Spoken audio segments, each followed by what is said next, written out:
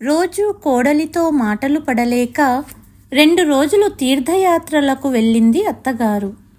తిరిగి వచ్చిన అత్తగారిని చూసి కోడలు ఏడుస్తూ అత్తగారి కాళ్ళ మీద పడి ఇంకెప్పుడూ ఇల్లు వదిలి వెళ్ళకండి అంటూ ప్రాధేయపడింది. అంతలా కోడలిలో మార్పుకి కారణమేంటి? అందరికీ నమస్కారం. తెలుగు వాయిస్ ఛానల్కి స్వాగతం. ఈనాటి మన కథ ఎత్తుకు పై ఎత్తు. అరే, నా బంగారు తండ్రి కదా, ఏడవకు. నానమ్మ ఇప్పుడే నీ కోసం పాలసీసా తీసుకొస్తుంది.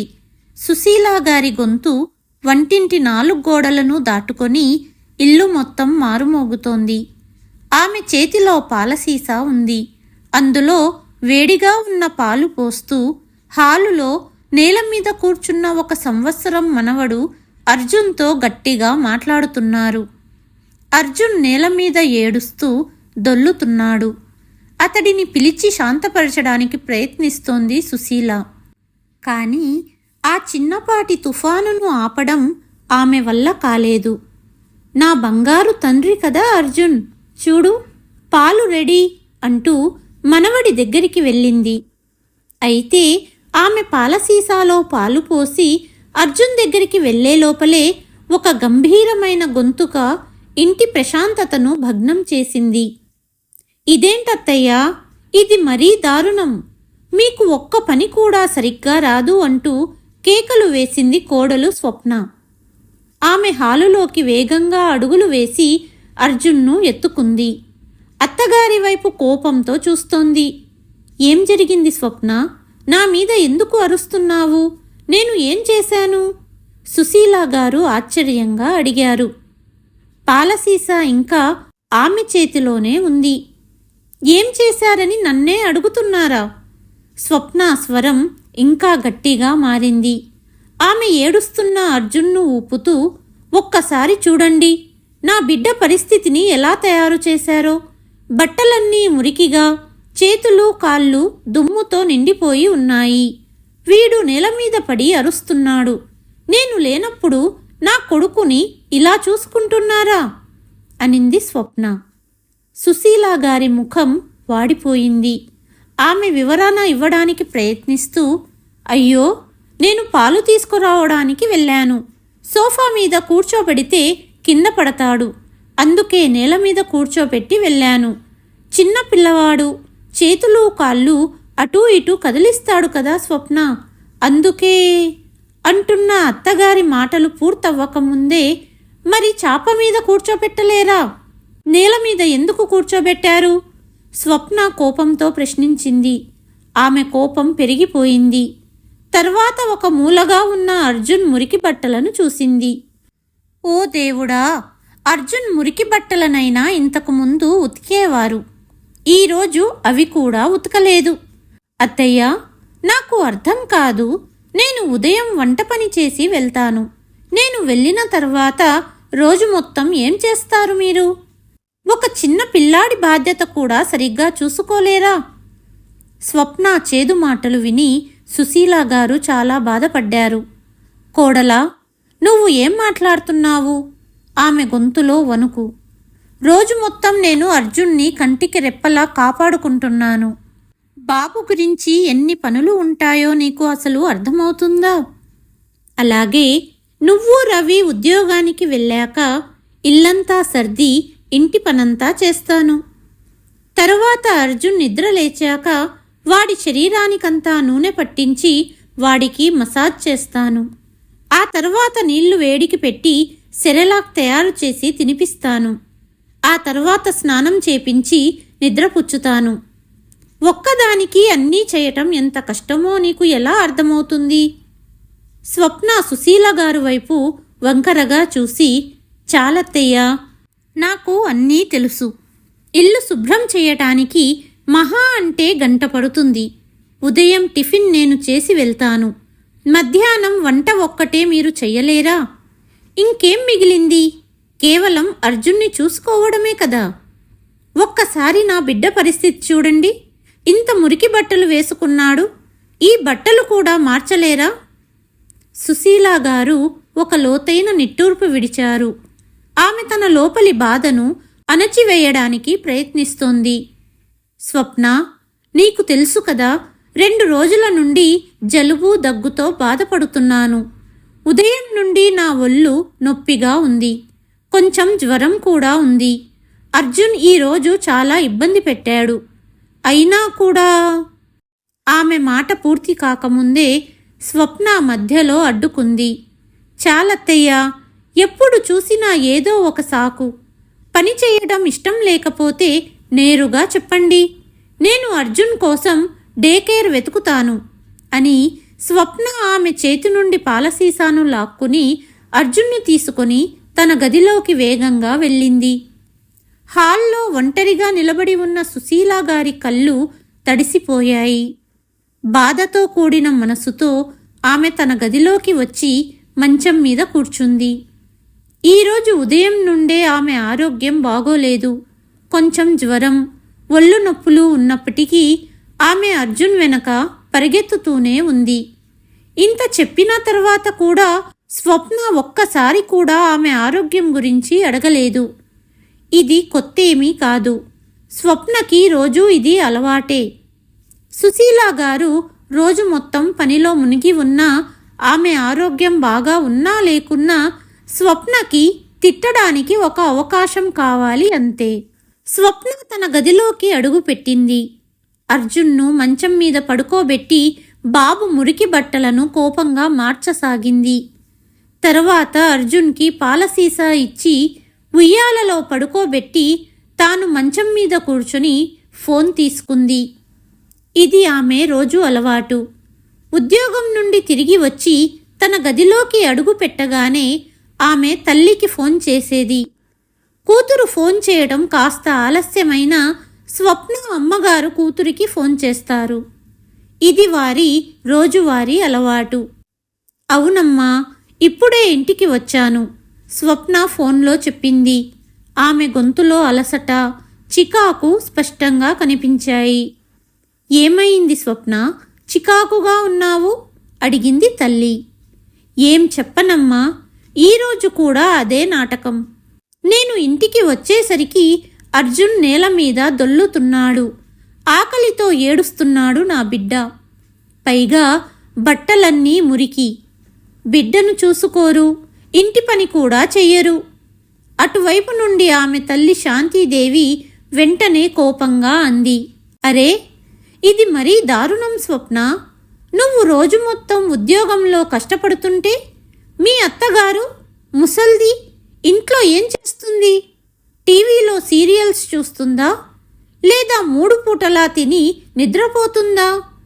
బాబును చూసుకోవలసిన బాధ్యత నాయనమ్మదే కదా. స్వప్న ఒక లోతైన నిట్టూర్పు విడిచింది. అవునమ్మా, నేనేం చెయ్యను? ఉదయం టిఫిన్ చెయ్యాలి, తరువాత ఉద్యోగం పరుగు, ఇంటికి వచ్చాక ఈ పరిస్థితి. అత్తయ్యకు సాకులు చెప్పడం మాత్రమే తెలుసు. ఒళ్ళు నొప్పిగా ఉంది, జ్వరం ఉంది, ప్రతిరోజు ఇదే డ్రామా. శాంతీదేవి వెంటనే సమాధానమిచ్చింది. జ్వరమా? అదంతా సాకులే అమ్మాయి. 3 పూటలా మెక్కడం, రోజు మొత్తం టీవీ సీరియల్స్ చూస్తుంటుంది. సరే వదిలే, నువ్వు ఎక్కువగా బాధపడకు. రవి ఎప్పుడు తిరిగి వస్తున్నాడు టూర్ నుండి? అడిగింది తల్లి. రేపు రాత్రికి వస్తారమ్మా, ఫోన్లో మాట్లాడాను. ఇద్దరు తల్లి కూతుళ్ల మధ్య మాటలు 1 గంట సేపు సాగాయి. స్వప్న ఉద్యోగ విషయాలు, ఇంటి పరిస్థితి, ఇలా ఉదయం నిద్ర లేచినప్పటి నుండి ఆఫీసు నుండి ఇంటికి వచ్చే వరకు ఏం చేసిందో అన్నీ తల్లికి చెప్పేది.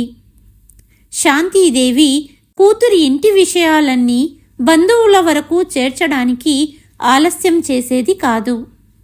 రోజు మొత్తం ఉద్యోగం, తర్వాత ఇంటి పని, పైగా అత్తగారు అస్సలు సహాయం చెయ్యరు. నా స్వప్నకు ఎలాంటి అత్తగారు దొరికారో అని ఉన్నవి లేనివి కల్పించి చెప్పేది. స్వప్న తన తల్లితో ఫోన్లో మాట్లాడిన మాటలు సుశీలా గారికి వినిపించాయి. కన్నీళ్లతో ఆమె కళ్ళు మళ్ళీ గోడ మీద ఆ ఫోటోపై నిలిచిపోయాయి. అందులో ఆమె తన కొడుకు రవితో కలిసి నవ్వుతూ నిలబడి ఉంది. ఇంటి గొడవ విషయం రవికి చెబితే అతన్ని ఇంకా ఇబ్బంది పెట్టినదాన్నవుతాను. అయినా రవి తన భార్య మాట వింటాడు అనుకుంది సుశీల. సుశీల గారికి ఇప్పుడు తాను ఎంత పని చేసినా ఈ ఇంట్లో తనకి విలువ లేదని అనిపించడం మొదలయ్యింది. ఈరోజు ఒళ్ళు నొప్పులు, జ్వరం ఉన్నాయి. అయినా అర్జున్ని చూసుకుంది. ఇంటి పనులన్నీ ముగించింది. కానీ స్వప్నకి కేవలం తన తప్పులు మాత్రమే కనిపించేవి. ఇలా రోజువారీ అవమానాలతో చాలాసార్లు ఈ ఇల్లు వదిలి వెళ్ళిపోదామనే ఆలోచన ఆమె మనసులో మెదిలేది. కానీ మరుక్షణమే ఒక ప్రశ్న వచ్చేది. వెళ్ళాలి అనుకుంటే ఎక్కడికి వెళ్ళాలి? ఇప్పుడు ఇదే నా నివాసం. ఒంటరిగా గదిలో కూర్చొని సుశీల గారు తన గతాన్ని తలుచుకుంది. ఒకప్పుడు ఆమె కలలు కనేది. ఎక్కడికైనా వెళ్ళాలని, చల్లని గాలిలో చేతులు చాచాలని, ఎత్తైన జలపాతాలను చూడాలని, మంచుతో కప్పబడిన పర్వతాలు, రంగుల జాతరల సందడిని చూడాలని ఒకప్పుడు ఆమె మనసు కోరుకునేది. చిన్నతనంలో ఆమెకు చాలా కోరికలు ఉండేవి. పుట్టింట్లో ఆమె ఏదైనా అడిగితే పెళ్లి తర్వాతే అన్నీ చెయ్యవచ్చు, ఇప్పుడు ఇంటి పని నేర్చుకో, చదివి పూర్తి చెయ్యి, ఇదే సమాధానం వినేది. ఆమె కూడా అలాగే చేసింది. తండ్రి గౌరవం, తల్లి సలహాలు అన్నీ పాటించేది. బాగా చదువుకుంది. కానీ పెళ్లి తర్వాత ఆమెకు లభించిన జీవితంలో ఆమె కోరుకున్న జీవితం లేదు. కలల స్థానంలో బాధ్యతలు వచ్చాయి. అత్తగారి వెక్కిరింపులు, ఇంటి పనులు, బంధువుల అంచనాలు, భర్త నిర్లక్ష్యం నెమ్మదిగా జీవితంలో ఎన్నో ఆశలతో ఉన్న తనని ఒక మూలకి నెట్టేశాయి. ఉద్యోగం గురించి ప్రస్తావించగానే ఇంట్లో ఉండమని, కోడలిలా బాధ్యతలు చూసుకోమనే సమాధానాలు వినేది. ఉద్యోగం చెయ్యడానికి అనుమతి లభించలేదు. తన చిన్న చిన్న కోరికలు తీర్చుకోవడానికి స్వేచ్ఛ కూడా లేదు. తెల్లవారగానే పని మొదలుపెట్టి రాత్రికి పూర్తిగా అలసిపోయేది. రోజులు గడిచాయి. కొడుకు రవి పుట్టాడు. అతని చుట్టూనే ఆమె ప్రపంచం తిరిగేది. ఇంటిని చూసుకోవడం, పిల్లల ఆలనా పాలనలో సమయం గడిచిపోయేది. బాధ్యతలు నిర్వర్తిస్తూనే సగం కంటే ఎక్కువ జీవితం గడిచిపోయింది. రవి చదువు పూర్తి కాగానే ఉద్యోగం వచ్చింది. అదే సమయంలో కరోనా సోకి భర్త కూడా దూరమయ్యాడు. కానీ కొడుకు ఉన్నాడనే ధైర్యంతో కాలాన్ని గడిపింది. రోజులు గడిచాయి. ఆమె కొడుకు రవికి పెళ్ళీడు వచ్చింది. సుశీల గారికి ఎప్పుడూ ఒక కూతురు లేని లోటు కనిపించేది. కొన్నిసార్లు తన స్నేహితురాళ్ళని చూసి వారు తమ కూతుళ్లతో సినిమాకి వెళ్ళటం, మాల్కి వెళ్ళటం, షాపింగ్ చేయడం చూసి ఆమె మనసులో ఒక బాధ కలిగేది. కోడలు వస్తే కూతురు రూపంలో నాకు ఒక బిడ్డ దొరుకుతుందని ఆమె అనుకుంది. ఎన్నో ఆశలతో స్వప్నని కోడలిగా తీసుకువచ్చింది. కానీ స్వప్న మొదట్లో పని మనిషి ఇంటి పనులు చేసేది. రాను రాను పని మనిషెందుకు డబ్బులు దండగా, మనమిద్దరం ఉన్నాం కదా అత్తయ్య అంటూ పని మనిషిని వద్దనింది. మొదట్లో అత్తగారికి సహాయం చేసేది. కానీ రాను రాను ఆమె తన ప్రపంచంలోనే మునిగిపోయింది.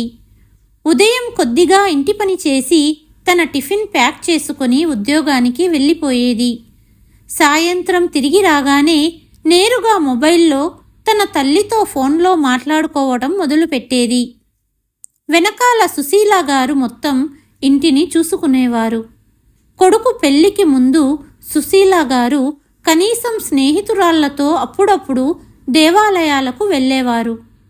ఎప్పుడైనా ఎవరిదైనా పెళ్లి రోజుకి, ఎవరిదైనా ఇంట్లో సత్సంగానికి, పుట్టినరోజుకి వెళ్ళేవారు. అక్కడ నవ్వుతూ మాట్లాడుకునేవారు.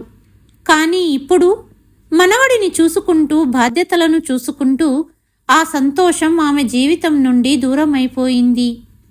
ఒకరోజు అలసిపోయి స్వప్నతో, కోడలా, కొద్దిగా నాకు సహాయం చెయ్యి, చాలా అలసిపోయాను, ఈరోజు ఇంటి పని చూసుకో అని అన్నప్పుడు స్వప్న వెంటనే, నేను ఉద్యోగం చేస్తున్నాను అత్తయ్య గారు. ఆఫీసు నుండి తిరిగి వచ్చాక ఇంకెంత పని చెయ్యాలి? మీరు రోజంతా ఇంట్లోనే ఉంటారు కదా, కొద్దిగా పనిని చూసుకోగలుగుతారు కదా అని చెప్పింది. ఈ మాటలు సుశీల గారిని చాలా బాధ పెట్టాయి. కేవలం ఉద్యోగానికి వెళ్ళడమే వర్కింగ్ అని అంటారా? ఇంటి పని చెయ్యడానికి విలువ లేదా? సుశీల గారికి స్వప్న ఇప్పుడు కోడలు కాదు, ఒక బాస్ లాగా అనిపించింది. అత్తగారిని కేవలం ఒక ఇంటి పని మనిషిలాగా చూస్తుంది.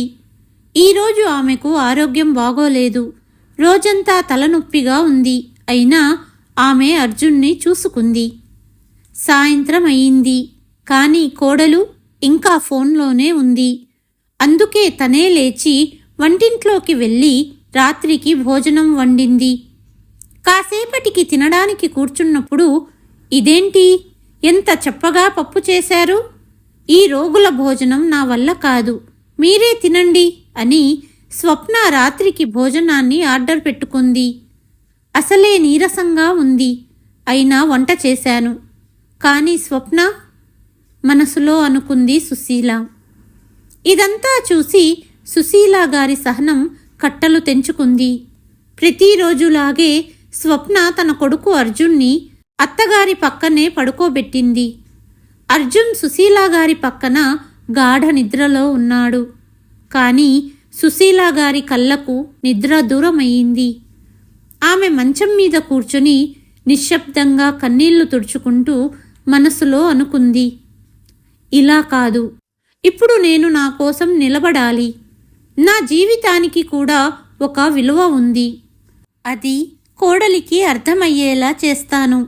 నేనేంటో నిరూపిస్తాను. ఆమె మనసులో ఆలోచనల తుఫాను రేగింది. ప్రతిరోజు ఈ నాటకం, ఈ వెక్కిరింపులు, ఈ అవమానం ఇంకా ఎంత భరించాలి అని ఆమె ఆలోచించింది. బంధాలను బలవంతంగా కట్టలేరు. ఒక పక్షం బంధాన్ని నిలబెట్టాలని అనుకోనప్పుడు రెండవ పక్షం ఎంతకాలం దానిని పట్టుకుంటుంది? ఆమె సహనానికి హద్దులు దాటిపోయాయి. ఆమె ఈ ఇంట్లో ఒక పనిమనిషిలా కాకుండా తన ఆత్మగౌరవంతో జీవించాలని కోరుకుంది.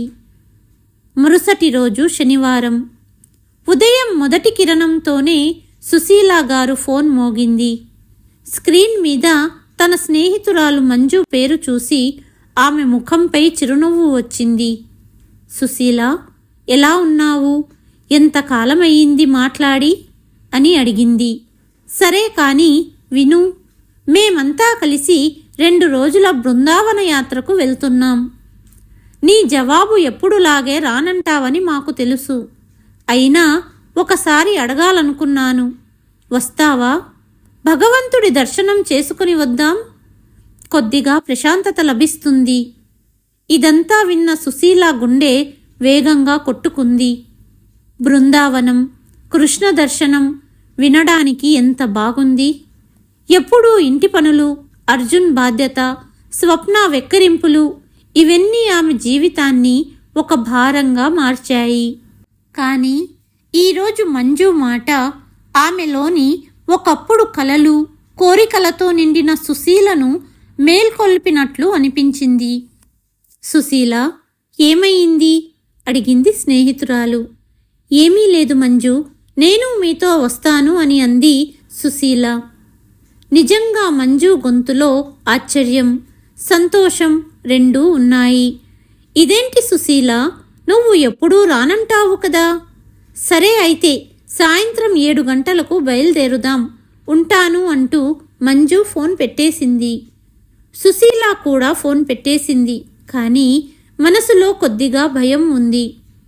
ఈ విషయం చెబితే స్వప్న ఏమంటుంది? 2 రోజుల యాత్ర గురించి చెబితే స్వప్న వెళ్ళనివ్వదని ఆమెకు తెలుసు. ఉదయం ఉద్యోగానికి వెళ్ళిన స్వప్న సాయంత్రం 5 గంటలకు ఇంటికి తిరిగి వచ్చింది. స్వప్న తిరిగి వచ్చాక, స్వప్న, నా స్నేహితురాళ్ళు ఒక్కరోజు కోసం బృందావనం యాత్రకు వెళ్తున్నారు, కృష్ణ దర్శనం చేసుకోవడానికి. నేను కూడా వెళ్దామని అనుకుంటున్నాను. ఈరోజు సాయంత్రం వెళ్తాను, రేపు తిరిగి వస్తాను అని అబద్ధం చెప్పింది సుశీల. స్వప్న అత్తగారి వైపు చూసింది. అయినా రవి ఈరోజు రాత్రి టూరు నుండి తిరిగి వస్తాడు కదా అని అంది సుశీల. స్వప్న ఫోన్లో ఏదో స్క్రోల్ చేస్తూ, సరే అత్తగారు, ఒకరోజే కదా, వెళ్ళండి అని జవాబిచ్చింది. స్వప్న మనసులో, సరే, ఒకరోజు ఇంట్లో ప్రశాంతంగా ఉంటుంది. అర్జున్ని చూసుకోవటం పెద్ద కష్టమేమీ కాదు. రేపు ఆదివారం, నేను కూడా పొద్దెక్కేదాకా నిద్రపోవచ్చు. అత్తగారు ఇంట్లో ఉంటే ఉదయమే హడావుడి చేయటం మొదలు పెడతారు. ఆదివారం కూడా నిద్ర పూర్తి కానివ్వరు. ఇల్లు శుభ్రం చేయటం పెద్ద పనేమీ కాదు. మధ్యాహ్నానికి భోజనం ఆర్డర్ చేసుకుంటాను. సాయంత్రానికి ఈవిడ వచ్చేస్తుంది. రాత్రికి ఈవిడే వండుతుంది అని అనుకుంది. అటువైపు తన బ్యాగ్ సర్దుకుంటూ సుశీలా గారి కళ్ళు తన ఇష్టమైన పాత ఆకుపచ్చ రంగు సిల్కు చీరపై పడ్డాయి. ఎన్నో సంవత్సరాల క్రితం ఆమె దానిని కొనుక్కుంది. కానీ ధరించే అవకాశం లభించలేదు. ఆమె దానిని బ్యాగులో పెట్టుకుంది. కృష్ణ దర్శనం చేసుకోవటానికి కొత్త చీర కట్టుకొని వెళ్తాను అని ఆమె అనుకుంది. కానీ ఆమె మనసు ఉత్సాహం, భయం మధ్య ఊగిసలాడుతోంది. సాయంత్రం 7 గంటలకు సుశీలా గారు తన స్నేహితురాళ్లతో కలిసి బృందావన యాత్రకు బయలుదేరారు. ముఖంపై చిన్నపిల్లల సంతోషం ఉంది. అటువైపు ఇంట్లో స్వప్న తన తల్లితో ఫోన్లో మాట్లాడడం ముగించింది. అర్జున్ ఊయలలో గాఢ నిద్రలో ఉన్నాడు. మరియు రాత్రి భోజనం వంటగదిలో సిద్ధంగా ఉంది. స్వప్న ముఖంపై ఒక చిన్న ప్రశాంతత కనిపించింది. సరే, ఆమె మనసులో అనుకుంది. ఒకరోజు అత్తగారి హడావిడి నుంచి విముక్తి లభించింది.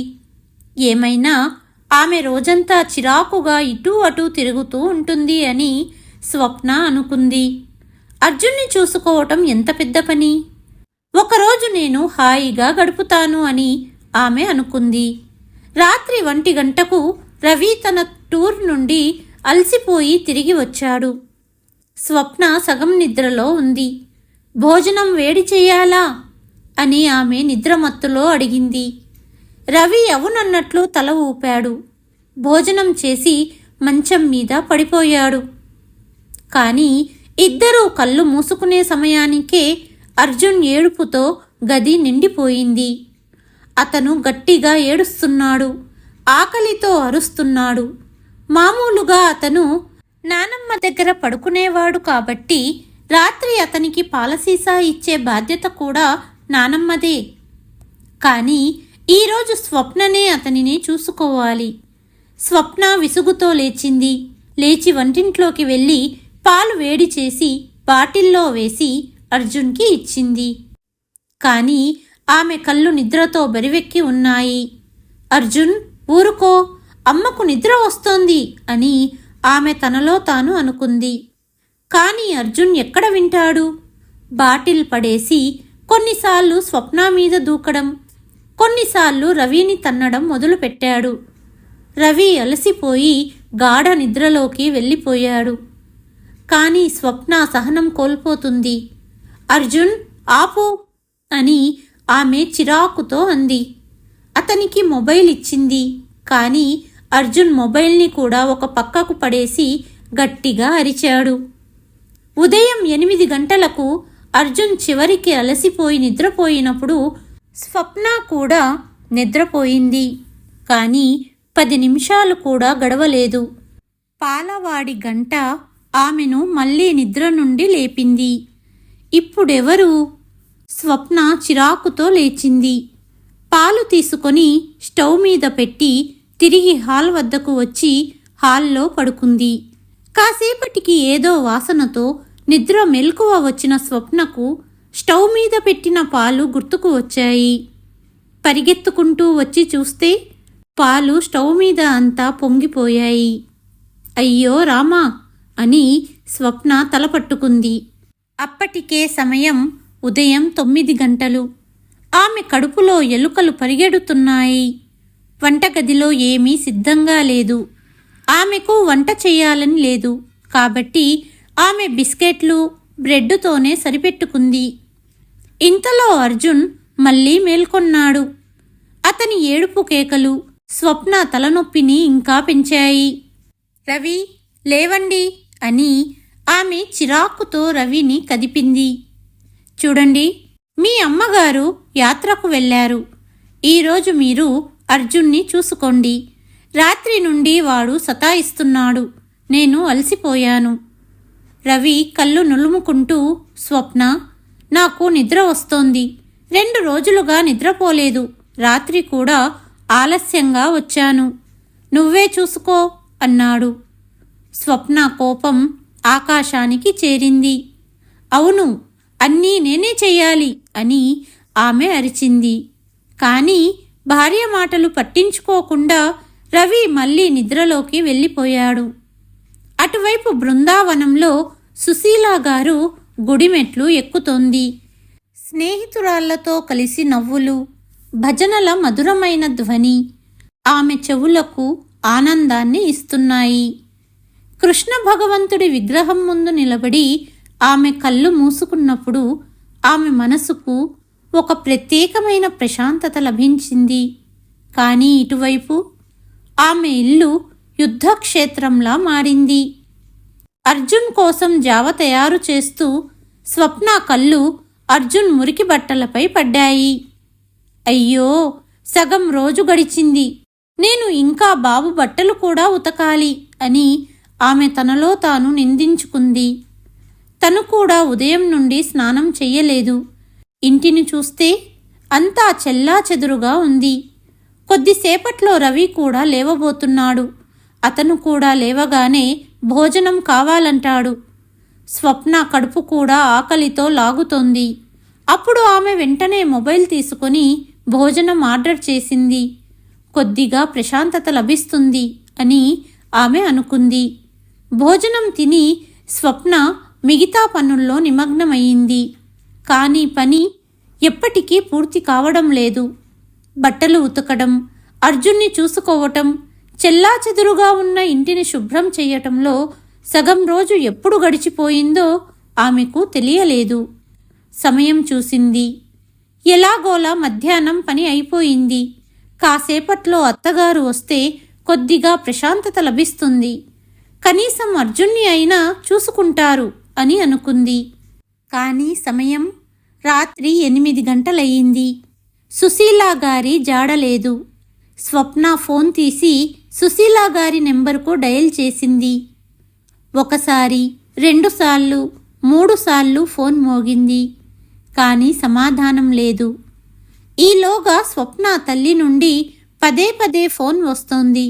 కానీ స్వప్నకు తన రోజువారీ ఫిర్యాదుల పరంపరను కొనసాగించడానికి అంత సమయం లేదు. అందుకే ఆమె తల్లి నుండి వస్తున్న ఫోన్ను పట్టించుకోలేదు. కానీ అప్పుడే అర్జున్ మళ్ళీ ఏడవడం మొదలుపెట్టాడు. అతడి ఆకలి, అల్లరి స్వప్న సహనాన్ని హరించి వేస్తున్నాయి. కోపంతో ఆమె మళ్ళీ సుశీలా గారికి ఫోన్ చేసింది. కానీ సమాధానం రాకపోవడంతో ఆమె కోపం పెరిగిపోయింది. అర్జున్ ఇంకా ఏడుస్తున్నాడు. ఇది మరీ దారుణం, ఆమె అరిచింది. కోపంతో అర్జున్ చెంపపై కొట్టింది. అర్జున్ అరుపులు ఇంటి మొత్తం మోగాయి. అప్పుడే రవి పరిగెత్తుకుంటూ వచ్చాడు. స్వప్న, ఇదేంటి? నువ్వు చిన్న పిల్లవాడిని కొడుతున్నావా? రవి కోపంతో స్వప్నను తిట్టాడు. మరి నేను ఏం చేయాలి రవి? స్వప్న ముఖం కోపం, అలసటతో ఎర్రగా ఉంది. మీ అమ్మ ఏమీ ఆలోచించకుండా తిరగడానికి వెళ్ళిపోయింది. ఏ సమాచారమూ లేదు. ఫోన్ కూడా ఎత్తడం లేదు. నీకైతే నా గురించి బాబు గురించి అసలు పట్టింపే లేదు. అసలు నేను ఏమనుకున్నాను, ఏం జరిగింది? నా ఆదివారం మొత్తం పాడైపోయింది. ఆమె అరుస్తూ తల పట్టుకొని కూర్చుంది. అప్పుడే ఆమె తల్లి నుండి మళ్ళీ ఫోన్ వచ్చింది. స్వప్న వెంటనే ఫోన్ ఎత్తి అరిచింది. ఏంటమ్మా, ఎందుకు పదే ఫోన్ చేస్తున్నావు? నేను ఇప్పటికే విసిగిపోయాను. ఇప్పుడు ఫోన్ చెయ్యకు అని గట్టిగా తల్లిపై కోప్పడి ఫోన్ కట్ చేసింది. గదిలోంచి రవి గొంతు వినిపించింది. స్వప్న, అర్జున్కు ఏదైనా తినడానికి ఇవ్వు. బహుశా ఆకలిగా ఉండి ఏడుస్తున్నాడు. అతను అర్జున్ను ఒళ్ళో పట్టుకొని శాంతపరచడానికి ప్రయత్నిస్తున్నాడు. స్వప్న కోపంగా వంటింటి వైపు చూసింది. కానీ అక్కడ ఏమీ సిద్ధంగా లేదు. ఆమె మళ్ళీ సుశీల గారికి ఫోన్ చేయడానికి ప్రయత్నించింది. కానీ సమాధానం రాకపోవడంతో ఆమె కోపం ఆకాశాన్ని తాకింది. సాయంత్రం వరకు వస్తానంది. ఎక్కడుంది? ఇప్పుడు రాత్రి 10 గంటలయ్యింది. మీ అమ్మ జాడలేదు. ఆమె రవి మీద విరుచుకుపడింది. రవి ప్రశాంతంగా సమాధానమిచ్చాడు. అరే, అయితే ఏమయ్యింది? ఇంట్లో కొంచెం పనే కదా ఉంటుంది. దానికే నువ్వు అరుస్తున్నావు. స్వప్న చెవుల్లో ఈ మాటలు బాణంలా గుచ్చుకున్నాయి. ఇవే మాటలు ఆమె ప్రతిసారి సుశీల గారికి చెబుతుంది. కొంచెం పని. ఆ క్షణంలో ఆమెకు మొదటిసారిగా అర్థమయ్యింది. తాను కొంచెం పని అనుకున్నది ఎంత భారమైనదో. ఉదయం నుండి సాయంత్రం వరకు అర్జున్ను చూసుకోవటం, వంట చేయటం, ఇంటిని శుభ్రం చేయటం, ప్రతి చిన్న పెద్ద బాధ్యతను సుశీల గారు ప్రతిరోజు ఫిర్యాదు లేకుండా చేసేది. కానీ ఒక్కరోజులోనే స్వప్న ఓడిపోయింది. ఆమె అలసట, ఆమె కోపం, అర్జున్ ఏడవడం అన్నీ సుశీల గారి విలువ తెలిసొచ్చేలా చేశాయి స్వప్నకు. అటువైపు బృందావనంలో సుశీల గారు తన స్నేహితురాళ్లతో గుడి బయట కూర్చున్నారు. ఫోన్ స్క్రీన్పై స్వప్న నుండి అనేక మిస్డ్ కాల్స్ ఉన్నాయి. మంజు అడిగింది, సుశీల, ఎందుకు ఫోన్ ఎత్తడం లేదు? ఏదైనా ముఖ్యమైన పని ఉందేమో? సుశీల గారు ఒక లోతైన నిట్టూర్పు విడిచి నవ్వుతూ అన్నారు, ప్రస్తుతానికి ఈ ప్రశాంతమైన క్షణాలను ఆస్వాదించడం కన్నా నాకు ముఖ్యమైనది ఏమీ లేదు. బృందావన్ 2 రోజుల యాత్ర సుశీల గారికి కల నిజమయ్యిందనే చెప్పాలి. గుడిలో భక్తితో నిండిన వాతావరణం, స్నేహితురాళ్ల సాంగత్యం, కృష్ణుడి దర్శనం తర్వాత లభించిన ఆ శాంతి, దారిలో వెళుతూ పర్వతాల వద్ద దిగిన ఫోటోలు అన్నీ ఆమె మనసుకు కొత్త శక్తిని ఇచ్చాయి. తిరిగి వచ్చేటప్పుడు ఆమె స్నేహితురాళ్ళు 2 నెలల తర్వాత మళ్ళీ యాత్రను ప్లాన్ చేస్తున్నప్పుడు సుశీల గారు ఏమాత్రం ఆలోచించకుండా నేను కూడా తప్పకుండా వస్తాను. ఆమె గొంతులో ఆత్మవిశ్వాసం ఉంది. అందరూ సుశీల చాలా మారింది అంటూ గుసగుసలాడారు. బస్సు కిటికీలోంచి వస్తున్న చల్లని గాలి ఆమె ముఖంపై సంతోషాన్ని నింపింది. కానీ ఇంటికి చేరుకోగానే ఆ దృశ్యం చూసి సుశీల ఆశ్చర్యంతో కళ్ళు పెద్దవి చేసి చూస్తూ నిలబడిపోయింది. ఇల్లు మొత్తం ఒక తుఫానులో చిక్కుకున్నట్లు అనిపించింది. వంటింట్లో వంట పాత్రల కుప్ప, సోఫాలో పడిన బట్టలు, నేలపై చెల్లాచెదురుగా ఉన్న ఆట వస్తువులు, వాటి మధ్యలో కూర్చున్న అర్జున్ మురికి బట్టలతో పెద్దగా ఏడుస్తున్నాడు. స్వప్న ఆమె మంచం మీద నిశ్చేష్టంగా పడి ఉంది. అలసట ఆమెను పూర్తిగా పీల్చివేసినట్లు పడుకుంది. స్వప్న నిద్ర నుండి లేచి సుశీల గారిని చూడగానే అరిచింది. అత్తగారి విలువ తెలుసొచ్చినా ఒప్పుకోవడానికి అహంకారం అడ్డొస్తుంది స్వప్నకు. ఇదేంటత్తయ్య, 1 రోజన్నారు, 2 రోజులు వెళ్ళారు. నేను ఇక్కడ ఒక్కదాన్నే ఇవన్నీ ఎలా చూసుకోవాలో ఆలోచించలేదా మీరు? అనింది స్వప్న. సుశీల గారు కళ్ళు చిట్లించి సమాధానం ఇచ్చారు. ఎందుకు స్వప్న? మీ స్కూల్కి ఈరోజు సోమవారం గణపతి నిమజ్జనం సెలవే కదా. మరి ఎందుకంత కష్టం? ఇంటి పని అంత ఎక్కువ కూడా ఉండదు. అర్జున్ చిన్న పిల్లవాడు. అతను అంతగా ఏమి ఇబ్బంది పెడతాడు? ఆమె గొంతులో పరుషత్వం ఉంది. కానీ కళ్ళల్లో ఒక లోతైన భావం దాగి ఉంది. స్వప్న కంగారు పడింది. ఆమె ఏదో చెప్పాలనుకుంది కానీ మాటలు గొంతులో ఇరుక్కుపోయాయి. సుశీల గారు అర్జున్ను ఎత్తుకున్నారు. కానీ వెంటనే అతడు మధ్యలో మల విసర్జన చేశాడని గమనించారు సుశీల గారు. ఆమె స్వప్న వైపు తిరిగి, కోడలా, నేను లేనప్పుడు నా మనవడిని ఈ పరిస్థితుల్లో ఉంచావా? మురికి బట్టలు, మూత్రం మలంతో తడిసిపోయి ఉన్నాడు. నువ్వేమో హాయిగా నిద్రపోతున్నావు. ఇల్లు చూడు ఎలా చెల్లా చెదురై పడి ఉందో. నువ్వు వస్తువులను వాటి స్థానంలో కూడా పెట్టలేదా? ఆట వస్తువులు, పాత్రలు అన్నీ ఇక్కడ అక్కడ పడి ఉన్నాయి. నువ్వు రోజు మొత్తం ఫోన్ చూస్తున్నావా లేదా టీవీ చూస్తూ కూర్చున్నావా? స్వప్న సిగ్గుతో తలదించుకుంది. అర్థమయ్యిందత్తయ్యా, మీరు నా మీద పగ తీర్చుకుంటున్నారు కదా. సుశీల గారు ఒక లోతైన నిట్టూర్పు విడిచారు. ఆమె కళ్ళల్లో బాధ, దృఢత్వం కలగలిసి ఉన్నాయి. పగ? లేదు కోడలా, నేను రోజు మొత్తం ఏం చేస్తానో చూపించాలనుకున్నాను. 2 రోజుల్లో నువ్వు అర్జున్తో, ఇంటితో ఇంతగా విసిగిపోయావు. ఏమీ చెయ్యలేకపోయావు. కానీ నేను ప్రతిరోజు ఇవన్నీ చేస్తున్నాను. రోజు మొత్తం పిల్లాడిని చూసుకోవటం, అందరికీ వంట చేయటం, ఇల్లు శుభ్రం చేయటం, తర్వాత సాయంత్రం నీ మాటలు వినడం. నేను మనిషిని కాదా? నాకు కూడా అలసట ఉంటుంది. రోజు మొత్తం ఏం చేస్తారు అని నువ్వు ప్రతిరోజు అడిగినప్పుడు నాకు కూడా బాధ కలుగుతుంది. ఇప్పుడు స్వప్న కళ్ళు చెమ్మగిల్లాయి. ఆమె తలదించుకుంది. అత్తగారి ప్రతి మాట స్వప్న గుండెలో గుచ్చుకున్నట్టుగా ఉన్నాయి. ఆమెకు అర్జున్ని కొట్టిన క్షణం, రవితో గొడవపడిన క్షణం, తన తల్లి ఫోన్ కూడా ఎత్తని క్షణం గుర్తొచ్చాయి. ఈ 2 రోజుల ఒంటరి పోరాటం ఆమెకు సుశీల గారు ప్రతిరోజు మౌనంగా భరించే ఆ అలసట, భారం చూపించాయి. అత్తయ్య, నన్ను క్షమించండి.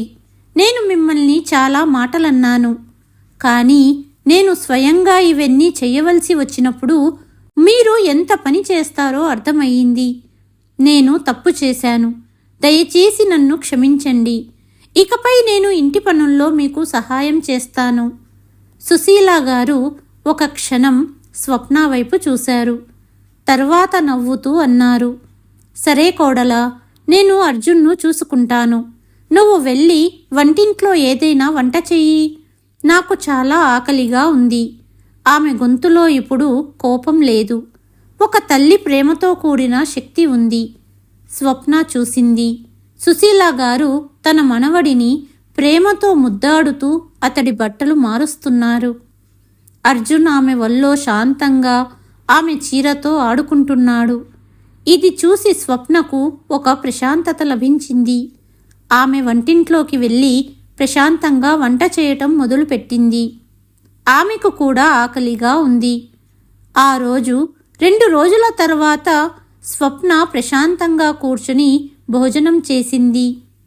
ఆ రోజు తర్వాత ఆమె వీలైనంత వరకు ఇంటి పనుల్లో అత్తగారికి సహాయం చేయటం మొదలుపెట్టింది. ఉదయం కూరగాయలు కోయడంతో పాటు సాయంత్రం కూడా వంటింట్లో సుశీల గారితో కలిసి పనిచేయటం మొదలుపెట్టింది. ఇప్పుడు రాత్రి భోజనం స్వప్న చూసుకునేది.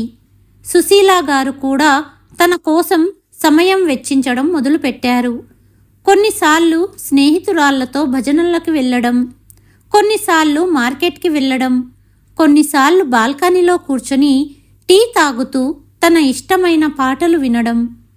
బంధాల మధ్య ఉన్న దూరం నెమ్మదిగా అందరిలో ప్రేమ ఆప్యాయతలతో నిండిపోయింది.